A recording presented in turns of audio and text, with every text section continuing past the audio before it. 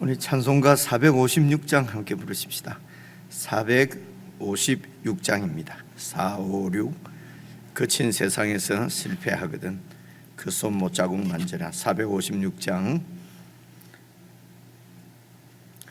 거친 세상에서 실패하거든 그 손 못 자국 만져라.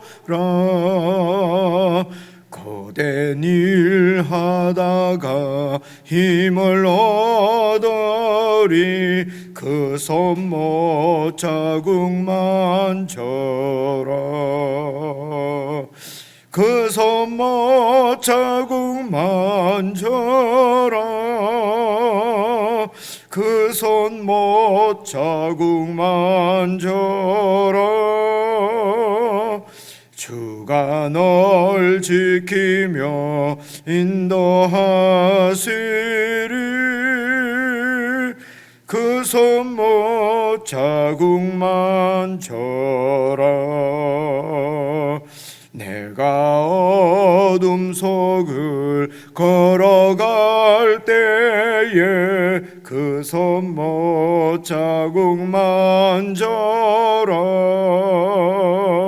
주가 참 평안을 내게 주시리 그 손 못 자국 만져라.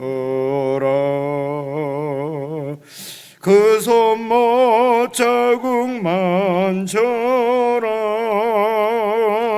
그 손 못 자국 만져라.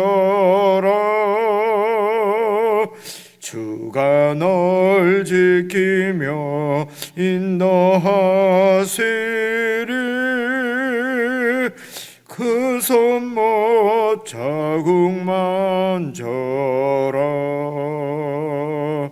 내가 부활의 주 따라가려면 그 손 못 자국 만져라. 내가 주 안에서 길이 설리라 그 손 못 자국 만져라. 그 손 못 자국 만져라. 그 손 못 자국 만져라. 주가 널 지키며 인도하시리 그 손 못 자국 만져라. 너의 죄악의 짐 무거울 때에 그 손 못 자국 만져라. 마음 문 열고서 주를 모셔라 그 손 못 자국 만져라. 그 손 못 자국 만져라. 그 손 못 자국 만져라. 주가 널 지키며 인도하시리 그 손 못 자국 만져라.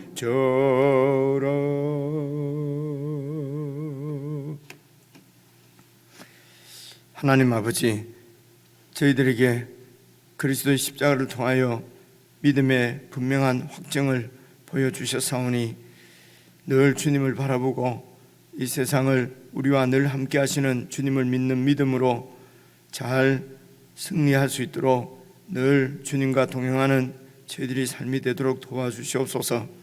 우리의 눈이 주님을 떠나서 세상을 쫓거나 방황하지 않도록 늘 말씀 가운데 우리 믿음의 표대를 세우고 주님 뒤를 잘 쫓을 수 있는 주의 백성들 되도록 도와주시옵소서. 하나님 아버지, 이 땅이 주님과 함께 하면은 적과 꿀이 흐르는 가난한 땅인 줄로 믿습니다. 하나님 아버지, 주님 안에서 참 풍요와 안식과 쉼을 누릴 수 있도록 저희들의 눈을 들어서 늘 주의 영광을 보게 하시고 주의 나라를 바라보게 하시며 주님 나라의 가치관으로 방식으로 살 수 있도록 늘 믿음을 고쳐 세워 주시기를 간절히 기도합니다. 우리의 믿음이 흐트러지지 아니하도록 교회가 서로 위하여 기도하며 서로 믿음의 손을 굳게 붙들고 이 세상 가운데서 하나님의 나라를 잘 살아갈 수 있도록 은혜를 베풀어 주시고 성령으로 늘 충만케 해주시기를 간절히 원하옵고 예수님 이름으로 기도드리옵나이다. 아멘. 오늘 우리 하나님 말씀은 요엘서입니다. 구약성경 1270페이지 요엘서 1장 1절부터 12절까지 함께 읽으려고 합니다. 1270페이지 요엘서 1장 1절부터 12절입니다. 1절 말씀 제가 먼저 읽겠습니다. 부두엘의 아들 요엘에게 임한 여호와의 말씀이라. 늙은 자들이라 너희는 이것을 들을지어다. 땅의 모든 주민들아 너희는 귀를 기울일지어다. 너희의 날에나 너희 조상들의 날에 이런 일이 있었느냐. 너희는 이 일을 너희 자녀에게 말하고 너희 자녀는 자기 자녀에게 말하고 그 자녀는 후세에 말할 것이니라. 팥종이가 남긴 것을 메뚜기가 먹고 메뚜기가 남긴 것을 너치가 먹고 너치가 남긴 것을 황충이 먹었도다. 취하는 자들아 너희는 깨어 울지어다. 포도주를 마시는 자들아 너희는 울지어다. 이는 단 포도주가 너희 입에서 끊어졌음이니 다른 한 민족이 내 땅에 올라왔음이로다.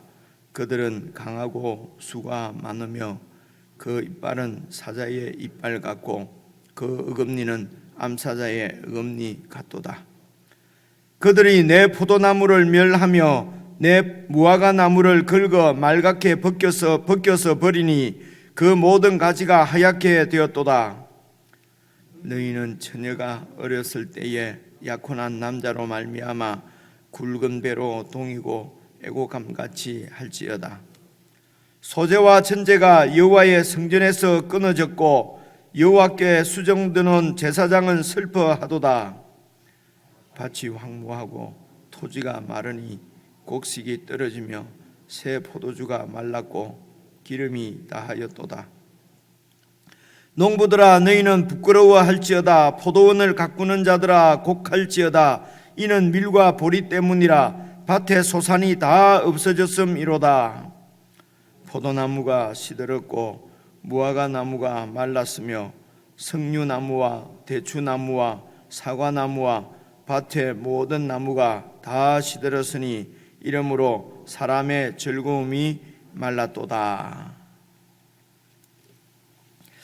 오늘부터는 요엘서 말씀인데요. 요엘서가 이게 3장까지인가요? 4장까지인가 있는 짧은 성경인데 여러분 그 몇 가지만 좀 생각을 하고 요엘서 이제 읽으면은 잘 이해를 할 수 있을 것 같습니다.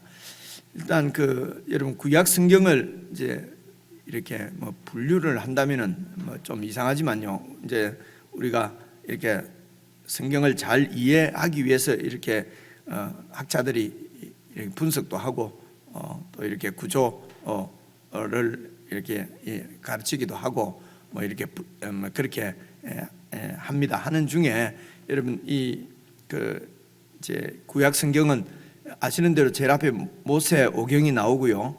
그리고 이제 역사서라고 그럽니다. 여호수아부터 이제 쭉 이렇게 이제 왕정 시대가 세워지고 왕정 시대가 이제 멸망하고 하는 데까지 쭉 이렇게 이어지는 역사서가 나오고요. 그러고 나오는 게 선지서입니다. 보통 예언서라고 그러죠. 선지서가 앞에 나오는 책이 좀 두꺼운 선지서 5권, 이걸 이제 대선지서라고 그러고요.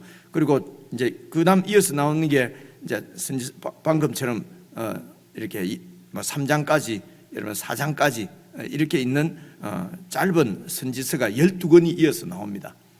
그래서 이제 이것을 소선지서라고 하는데요. 여러분 잘 아시는 대로 역사서는 모세오경은 여러분 창세기부터 신명기까지고요.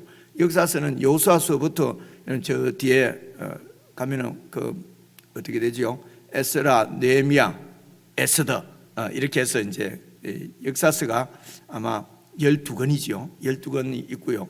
그리고 대선지서 5권이 있고 소선지서가 12권이 있는데 소선지서 제일 앞에 나오는 성경이 여러분 요엘서 앞에 있는 호세아서입니다. 호세아서. 그리고 이제 요엘서거든. 요엘서가 소선지서의 이제 두 번째 나오는 책이다.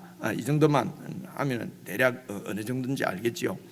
그리고 이제 저희들이 이전에 이 성경을 배울 때에 이 요엘서는 다른 선지서에 보면은 뭐 이사야 같은 경우에는 뭐 우시아 왕이 죽을 때에 이런 그 왕들 이름이 이렇게 나와요. 그러니까 이제 그 선지자가 활동한 시대가 어느 시대 어느 정도 어느 시대겠다 하는 것을 뭐 특정을 한다고 그럴까요? 이렇게 정할 수가 있거든요. 그때에 이렇게 활동을 했구나. 그런데 이제 이 요엘서 같은 경우에는 그런 단서가 없어요. 그러니까 요엘서는 이 요엘이 언제 사역을 이렇게 활동을 했는지를 잘 이제 성경에 나와 있지를 않으니까 잘 모르는 거지요. 그래서 저희들이 이전에 성경을 배울 때는 이제 이 요엘서를 좀 이른 그러니까 BC 9세기 정도 그러니까 800년대 BC 800년 700년 이렇게 배웠거든요. 왜냐하면은 이 성전 이야기가 성전에서 제사를 드리고 뭐 이런 얘기들이 막 나오기 때문에 이걸 이른 연대라고 그럽니다. 이제 그렇게 그렇게 또 생각을 하게 된 것이 여러분 이 호세아서는 북이스라엘에 가서 이제 북쪽에 있는 이스라엘의 요엘 앞에 있는 호세아가 말입니다. 말씀을 증거한 것이기 때문에 그러니까 북이스라엘이 있다는 얘기는 조금 연대가 이른 북이스라엘 망한 것이 BC 721년이거든요. 그러니까 이제 8세기지 않습니까? 8세기, 9세기. 그리고 요엘서가 두 번째 나오니까 아마 그 시대쯤 아니겠는가? 이제 이렇게 대략 그 학자들이 생각을 한 것 같습니다. 그런데 이제 요즘 나온 책들을 보니까요, 좀 늦은 연대는 2세기 한 300년대에 섰다고 주장하는 학자들도 있더라고요. 그러니까 이게 언제쯤 섰는지는 잘 알 수가 없는데요. 근데 그 히브리 성경이 있지 않습니까? 히브리 사람들이 보는 성경에는 이 요엘 그러니까 히브리 사람들이 헬라어로 번역이 됐던 여러분 70인역이라고 하는 번역 성경이 있다는 말씀은 여러분 말씀드렸지 않습니까?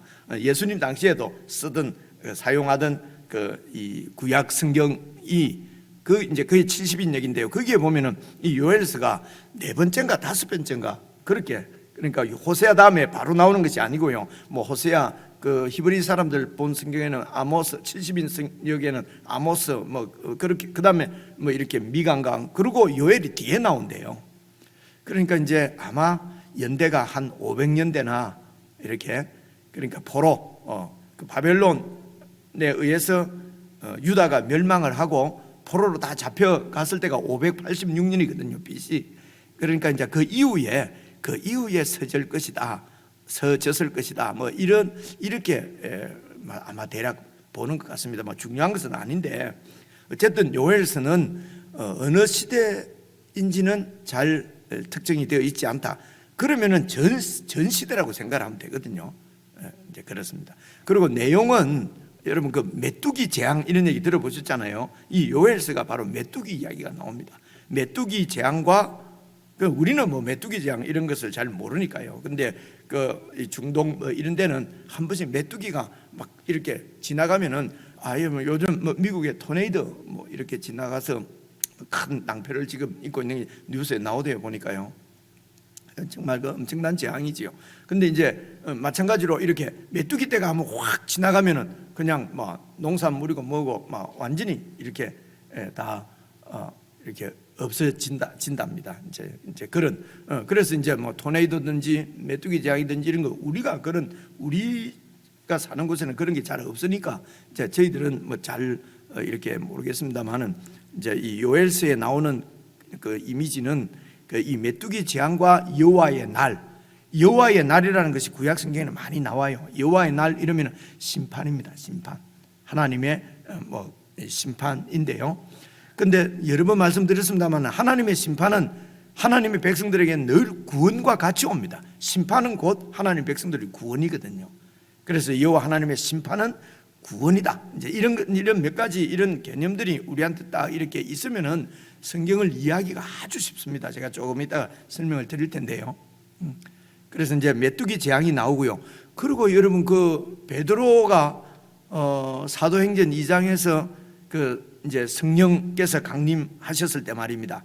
그때 이제 뭐 제자들이 막 이렇게 여러 다른 나라 언어로 다른 나라 방언으로 언어로 이렇게 하나님께서 하신 큰 일을 막 이렇게 전하고 뭐 그럴 때 사람들이 뭐 술이 취했냐 뭐 이럴 때 이제 그런 것이 아니고 이제 그러면서 이 베드로가 요엘서에 이미 예언한 대로 하나님께서 만민에게 성령을 부어 주신다고 하셨는데 지금 바로 하나님께서 그 요엘서의 말씀을 성취하셔서 우리에게 지금 이렇게 성령을 부어 주셔서 지금 이런 너희들이 보는 이런 현상이 지금 일어나는 것이다 하는 그 오순절 성령 강림 때 강림을 바로 이 말세에 하나님께서 모든 남자와 여자 모든 사람에게 하나님의 영을 부어 주시겠다고 하는 그 하나님의 말씀이 성취된 것이다 하는 그 이야기가 요엘서에 나와요. 그러니까 우리가 잘 이렇게 쭉 차례대로 이렇게 성경을 읽어가지 않으면은 우리가 놓치고 넘어갈 요엘서 같은 건 잘 안 읽지 않습니까? 그렇죠? 근데 이제 이렇게 안 읽더라도 또 내용은 대략 들어서 또 우리가 알고 있는 내용인데 그래 이제 오늘 그리고 이번 주간에 한 3장 정도밖에 안 되니까 요엘서가 조금 이제 이런 말씀 드리는 것은 이게 좀 낯으면은 또 잘 재밌게 안 되니까 이 낯선 책이 아니고 우리가 잘 아는 말씀이다. 이제 그런 생각을 가지시고요. 그리고 오늘 12절까지는 쭉 이래 읽어 보시면은 무슨 얘기를 하는지 이제 우리가 같이 파악을 할 수가 있습니다. 우선 1절 보시면요. 부두엘의 아들 요엘에게 임한 여호와의 말씀이다. 이건 이제 선지서마다 이렇게 잘 나옵니다. 그러니까 요엘은 요는 이게 이제 여호와 하나님 이런 말입니다. 그다음에 엘은 하나님, 여호와는 여호와. 그래서 여호와께서 우리의 하나님이시다. 뭐 말 뜻은 이름의 뜻은 그래요. 근데 이제 요엘에게 임한 여호와의 말씀이다. 2절 한번 봐보십시오. 늙은 자들아 노인들이지요. 너희는 이것을 들을지어다.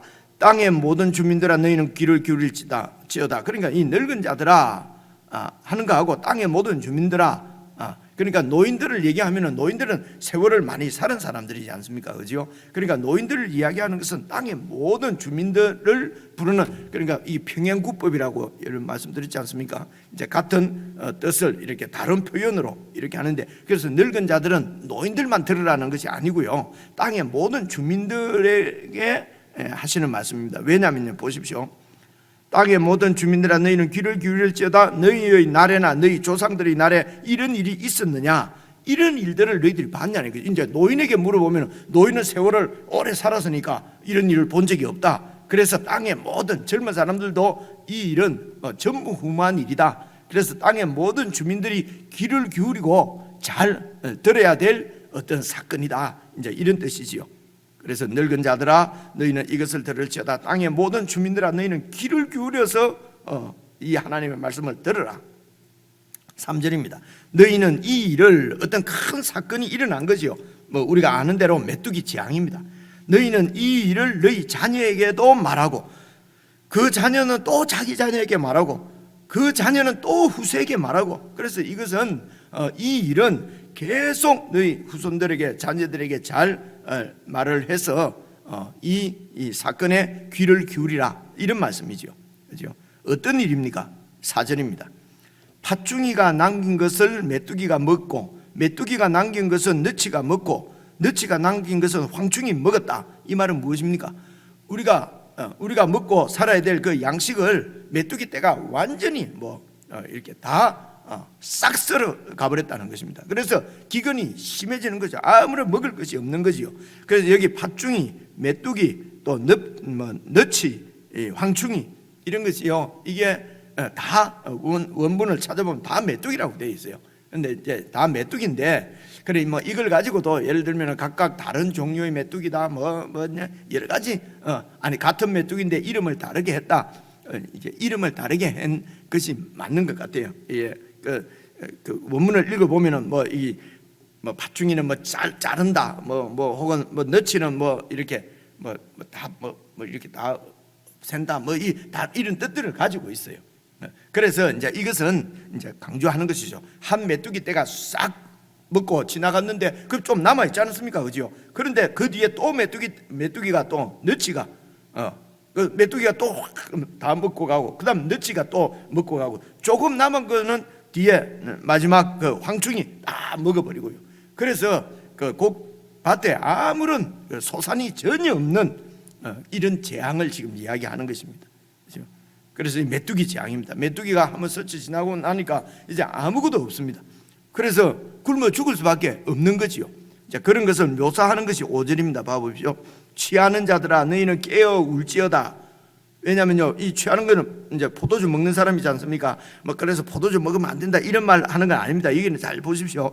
포도주를 마시는 자들아 너희는 울지어다.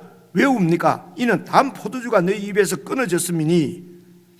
그러니까 너치 이 메뚜기가 지나가면서 막 모든 이 농산물 뭐 과실 막 전부 다 없애버렸으니까 포도주를 담글 수가 없는 것이죠. 그래서 이 그 당시에 그 포도주는 번영, 풍요를 상징하는 것이거든요. 그렇게 풍요롭게 지내고 그냥 취해서 지내고 그렇게 지냈는데 그 풍요와 번영이 일시에 사라져 버렸다는 것입니다. 예를 들기가 좀 그렇습니다만은 지금 여러분 토네이도가 이렇게 확 지나가니까 봐보십시오. 남는 것이 어떤 것인지. 도시가 막 이렇게 없어져 버린다고 그러지 않습니까, 그죠? 그래서 이제 이제 번영과 취하는 자들은 이 번영과 풍요를 누리던 거기에 취해서 살던 너희들아, 그 사람들아 봐라, 울어라, 그죠? 그래서 그 지금 번영과 풍요가 완전히 다 날아가 버렸다는 것입니다. 그래서 이게 이렇게 된 이유가 뭡니까? 6절 보시면요, 다른 한 민족이 내 땅에 올라왔음이로다. 그 민족은 강하고 수가 많으며 그 이빨은 사자의 이빨 같고 그 어금니는 암사자의 어금니 같도다. 그들이 내 포도나무를 멸하며 내 무화과 나무를 긁어 말갛게 벗겨서 버리니 포도나무도 다 멸해버리고 무화과 나무도 다 긁어서 아무런 그 추수가 소산물이 없게 돼버린 것입니다. 그 모든 가지가 하얗게 되었도다. 그래서 역사 가운데 있는 어떤 큰 재앙이 있었습니다. 토네이도 같은 이런 이 메뚜기가 이렇게 지나가는 큰 재앙을 가지고 이후에 있을 어떤 민족이 이 땅을 침범해서 이 땅을 완전히 메뚜기가 쓸고 지나간 것처럼 이 땅을 이렇게 침략을 해서 완전히 이렇게 진멸시켜 버리게 되는 어떤 이 민족이 내 땅에 들어왔다. 그렇게 해서 이스라엘을 완전히 초토화시켜 버리는 그 어떤 날, 이 여호와의 날이라고 그럽니다. 여호와께서 그 땅을 심판하시는 날이지요. 이제 그것을 그 역사 가운데 있는 우리 가운데 일어난 토네이도나 뭐 이런 이 메뚜기나 이런 것을 보고 이제 그 여호와 하나님의 그 경고를 기억하라는 것입니다. 그렇죠? 이제 이런 이야기들이 성경에 이렇게 나오기 때문에 무슨 쓰나미다 뭐 이런 하면 하나님의 심판이다 막 예를 들면 이제 이렇게 해서 또 막 그 욕을 먹고 그러잖아요. 그래서 욕을 먹더라도 하나님 말씀에 있으니까 해야지 뭐 이럴 수도 있고요. 그렇습니다. 근데 이제 조금만 더 생각을 해보시면요, 지금 지금 6절을 다시 보시면요, 다른 어떤 한 민족이 내 땅에 올라왔다. 하나님께서 이렇게 말씀하시잖아요. 지금 부두엘 아들 요엘을 통해서 여호와의 말씀을 이스라엘 백성들에게 전하는데, 지금 이 말씀을 듣는 사람들은 이스라엘 백성들이죠. 이스라엘 백성들에게 전하는데 다른 민족이 내 땅에 올라왔다는 것입니다. 그래서 이 땅이 바로 가나안 땅입니다. 가나안 땅은 하나님의 언약의 땅입니다. 하나님께서 이스라엘 백성들과 맺은 언약의 땅이 바로 가나안 땅이에요. 그렇죠? 하나님께서 통치하시는 땅입니다. 하나님께서 함께 하시면은 젖과 꿀이 흐르는 땅이라고 이 백성들에게 약속을 하시고, 그리고 그 땅을 하나님께서 가나안 땅을 하나님께서 이 백성들에게 주셨습니다. 그죠? 그런데 그래서 하나님은 여전히 내 땅이라고 그럽니다. 그런데 그 내 땅에 한 이민족이 들어와서 메뚜기가 쓸고 지나간 것처럼 이 땅을 초토화시켜 버릴 것이라는 것입니다. 하나님이 자기 땅을, 자기 백성을 심판하신다는 얘기입니다. 그죠?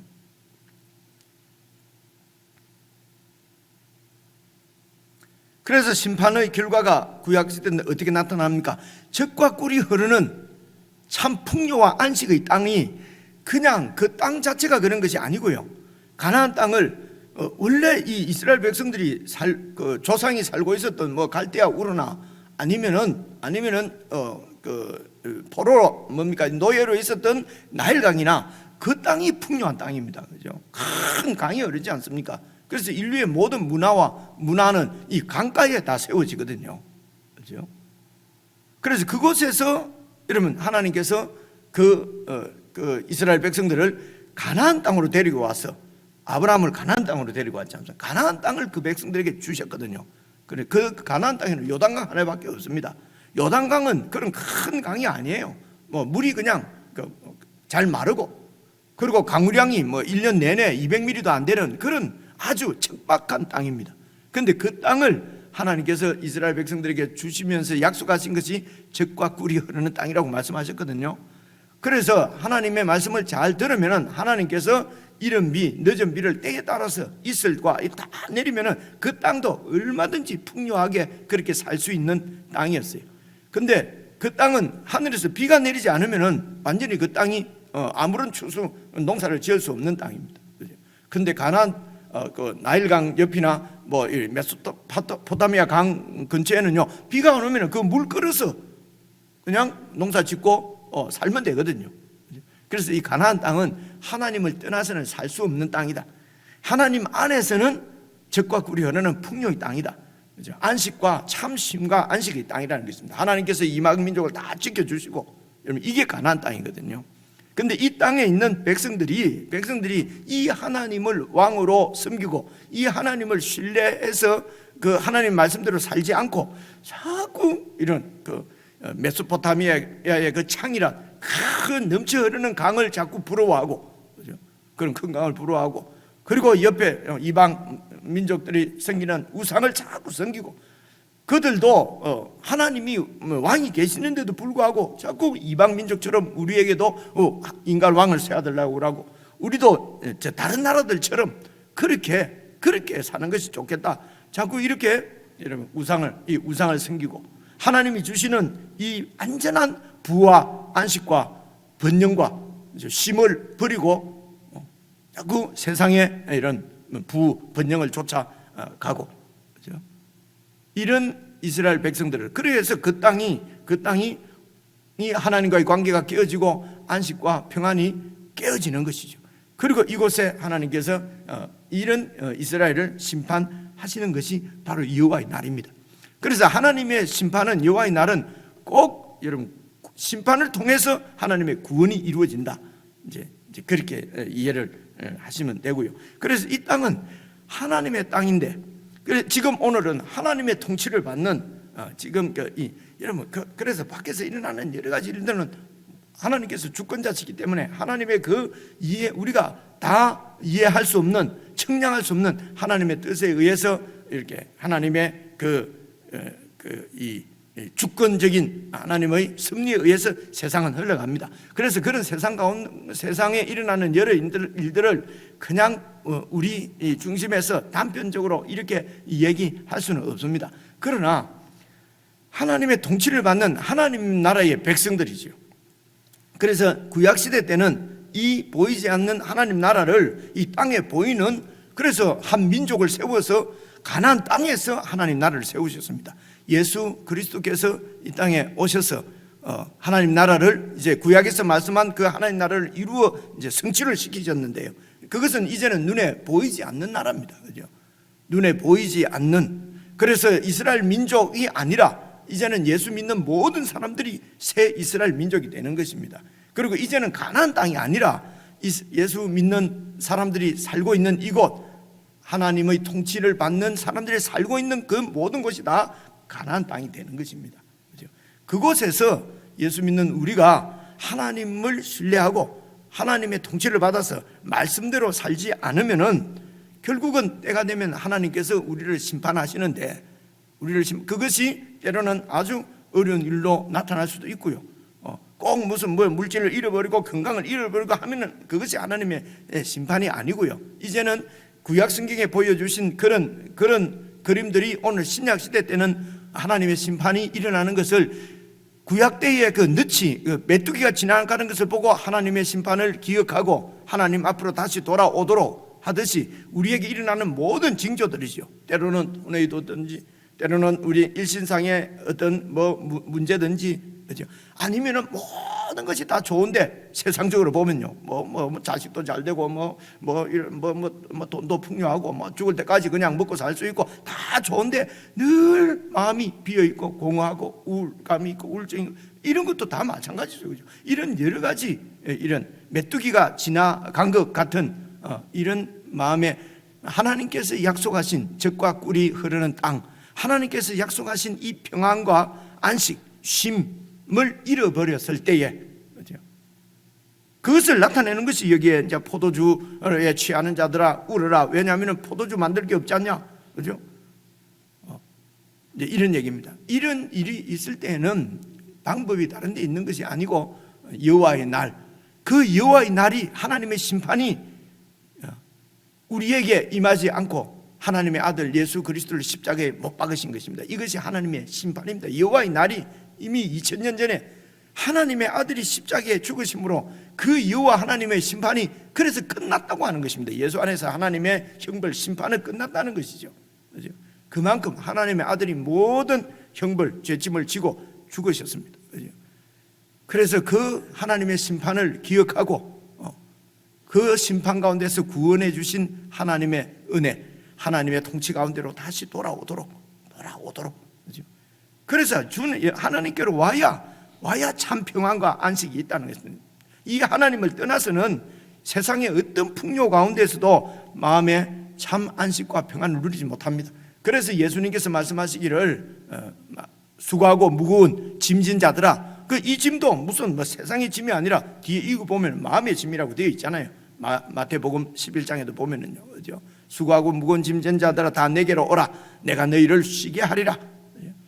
나는 온유하고 겸손하니 나에게 와서 배우라. 그리하면 너희 마음에 참 쉼과 평안을 얻을 것이다 라고 하는 것이 예수님께서 하신 이런 배경에서 하시는 말씀입니다. 그래서 이런 역사에 일어난 큰 일, 우리에게 당하는 어떤 이런 모든 상실, 어떤 우리에게 있는 이런 잃어버린 평안, 쉼, 그죠? 안식, 이럴 때에는 하나님의 여호와의 날 심판을 기억하고 하나님께로 다시 돌이켜야 된다는 것을 우리에게 말씀해 주시는 말씀입니다. 8절도 보십시오. 너희는 처녀가 어렸을 때에 약혼한 남자로 말미암아 굵은 배로 동이고 애곡한 같이. 이게 무슨 말이냐면 처녀가 이제 약혼을 했어요. 아직 결혼 생활 시작도 안 했어요, 그죠? 근데 이제 약혼을 했는데 이 남자가 전쟁 때문에 죽어버렸어요. 그죠? 이민족이 쳐들어와 가지고 그러니까 남편을 잃어버렸어요. 남편이 그것도 이제 오래 살아서 가부가 된 것이 아니라 아주 젊을 때 결혼하자마자 약혼하자마자 남편이 죽었어요. 어떻습니까? 그런 사람처럼 굵은 배로 동이고 애곡함 같이 그렇게 하라. 이렇게 큰 재앙이 임했다는 것입니다. 여러분, 이 큰 재앙이 예수 그리스도의 십자가의 죽음이 바로 내가 당할 그 재앙을 그분이 당하신 것입니다.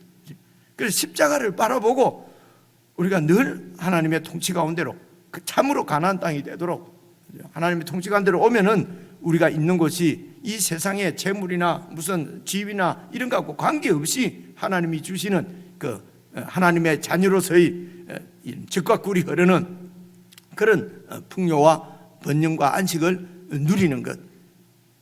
우리가 너무 세상 것에 이렇게 초점이 맞춰져 있기 때문에 세상 것 없이 하나님의 번영을 평화와 번영을 누린다 이러면 이해가 안 오는가요? 아니 돈이 좀 있고 무슨 좀 높아지고 큰 집에 해야지 되는데 매일 이런데 자꾸 그 성경 목사 설교는 맨날 저렇고 이럴 수 있잖아요. 그만큼 우리가 세상에 매몰되어 있다는 것입니다. 그래서 세상 것이 아니면은 이 성경에서 말씀하시는 참 평안과 안식을 누릴 수 없다고 생각하는 거예요. 그죠? 얼마나 우리가 믿음이 없고 얼마나 이 하나님 나라하고는 멀어져 있는지, 이것이 바로 우상을 쫓아 이스라엘 백성들이 계속 우상을 따라 사는 것처럼, 그러니까 그런 것이거든요. 그래서 보시면요, 9절입니다. 소재와 전제가 여호와의 성전에서 끊어졌습니다. 제사를 드릴 수가 없어요. 제물이 없으니까요. 그래서 여호와께 수종드는 제사장은 슬퍼하도다. 밭이 황무하고 토지가 마르니 곡식이 떨어지고 새 포도주가 말랐고 기름이 다하였도다. 그러니까 제사장이 제사를 드릴 수도 없어요. 하나님 나라가 완전히 무너진 것입니다. 하나님 나라가 없어진 것입니다. 그죠? 농부들아 너희는 부끄러워할지어다. 포도원을 가꾸는 자들아 곡할지어다. 이는 밀과 보리 때문이라. 밭의 소산이 다 없어졌다. 포도나무도 시들었고 무화과나무도 말랐고 석류나무와 대추나무 사과나무 밭의 모든 나무가 다 시들었다. 이러므로 사람의 즐거움이 완전히 말랐다. 그래서 참 구원, 참 소망은 어디에 있느냐? 참 평안과 안식은 어디에 있느냐? 여호와께로 돌아오라는 것이죠. 그래서 저는 큰 재앙을 만난 사람들한테 너희들이 죄를 지었기 때문에 하나님이 심판했다, 이렇게 하는 것이 아니죠. 아니고 그것이 다 지금 하나님의 백성들이 어떻게 하나님 안에서 이 세상을 의지하지 않고 세상 것이 아니라 하나님이 주시는 것으로 평안과 안식과 번영을 누리는 참 하나님 나라를 살아갈 것인가. 우리가 그 하나님 나라를 잘 살아가면은 우리 있는 곳에서 하나님 나라가 세워지는 것이지요. 그래서 전체적인 맥락을 이렇게 이해하지 않으면 오늘 말씀도 좀 내용은 자세히 읽어보면 이해를 할 수 있는데요, 연결이 잘 안 되기 때문에 설명을 좀 드렸는데요, 여러분 개인적으로 읽으시면서 묵상하시면서 오늘 하루 또 이번 주간 하나님 앞에 우리가 어떻게 이렇게 살아가는 길을 주님께서 원하시는지, 돌이킬 것은 돌이키고 버릴 것은 버리고, 그래서 하나님 앞에 바로 이렇게 설 수 있는 시간이 되었으면 좋겠습니다. 개인적으로 묵상하시겠습니다.